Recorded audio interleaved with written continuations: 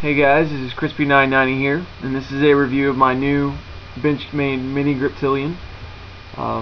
It's just the basic model, the 555HG, which is the new model, I guess, with the hollow ground blade, I believe is what the HG stands for.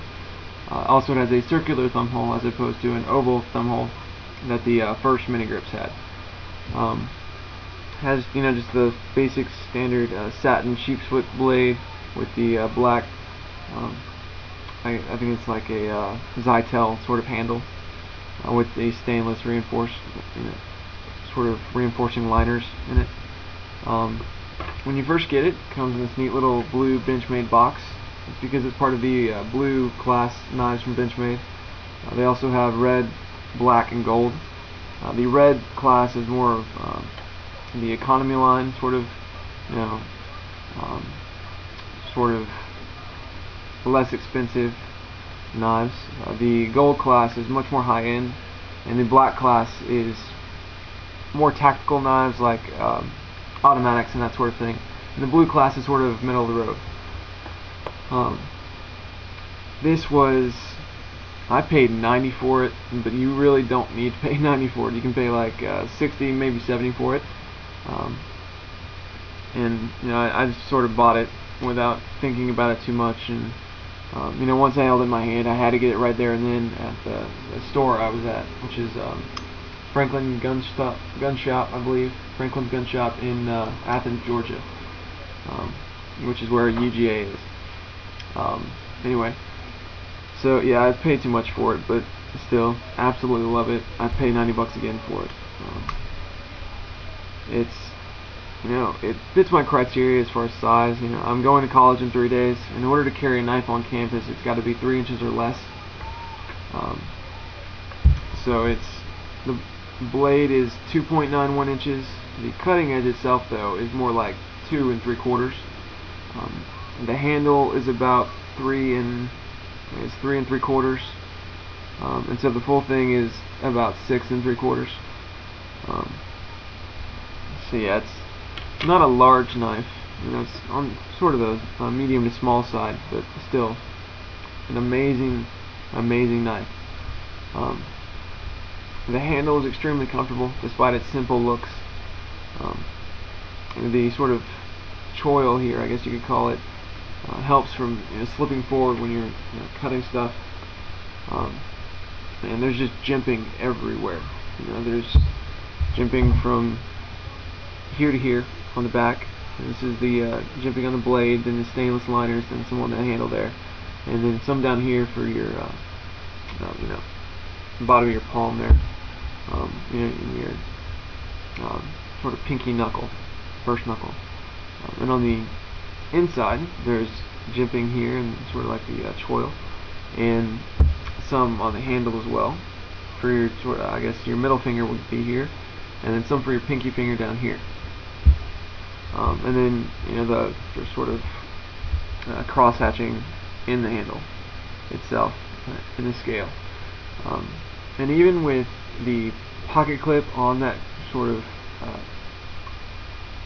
cutout pattern, the cross hatching pattern, it's still remarkably easy to get on and off your pocket, but it's still very stable nonetheless, which is great, because when I first realized where it was, I got afraid that it was going to be like my Cold Steel Voyager, and got very worried that I couldn't use the pocket clip. But it's very functional, very easy to get on and off your pocket, and still, it's fantastic if you're a lefty and you need to switch the pocket clip to the other side. This knife in general is extremely ambidextrous. The axis lock has the slide on both sides, and then with the thumb hole, it works just as well on the left as it does on the right. So it's 10 times more ambidextrous than, say, a liner lock or a frame lock or something like that. Let's see. The axis lock is just amazing. Never had one. Never had a knife with an axis lock, or a Benchmade in general, or a knife with a thumb hole, a circular thumb hole anyway. Played around with a buddy of mine who had, played around with a knife, who or which was a Bear MCG knife, which is a sideliner, I think. It had an oval thumb hole. I think I've got a video of that. If I haven't already posted it, I will soon. But anyway, the circular thumb hole is fantastic as well. But with the axis lock, you can either open it like a standard manual knife, or you can do the sort of axis flick where you take your index finger and thumb and pinch down the bar that sits behind the tang there, and just sort of flick it open and closed, and you pinch it down, flick it open, let go, and then pinch it down, flick it closed, let go. And if you get your timing right, it won't bounce or anything like that. Extremely fast, just as fast if not faster than like an assisted opener. Once you get your hand positioning down, where you put your fingers like this and on the inside, on the pocket clip sort of, and index and thumb on the axis lock, and once you get your hand positioning down packed, you can really get this thing flying. Although you gotta be careful with that. I nicked my pinky pretty good when I wasn't paying attention when I first got it, and came down on my finger pretty good. Let's see, what else can I say? It's made out of, the blade is made out of 154 cm stainless steel. You might be able to see it on the top here, just behind the hole. It's in very tiny print though, so you may not be able to see it. And then there's the Melpardue design logo right here with the patent number underneath, and on the front it's got the standard Benchmade butterfly logo with 555 in very small print underneath it, being that Griptilian's model number is 555. And so far it's just amazingly sharp steel, and I'm really hoping that if I send it back for the Life Sharp service and get it resharpened for free, except for you gotta pay shipping with a Life Sharp service, but Benchmade will sharpen it for you for free outside of shipping. And I'm really hoping that if I do that, it'll restore it back to how it was when I first bought it. It's still just as sharp as the day I got it a few days ago, but I mean, it's if it ever gets dull, I just feel so much better about Benchmade.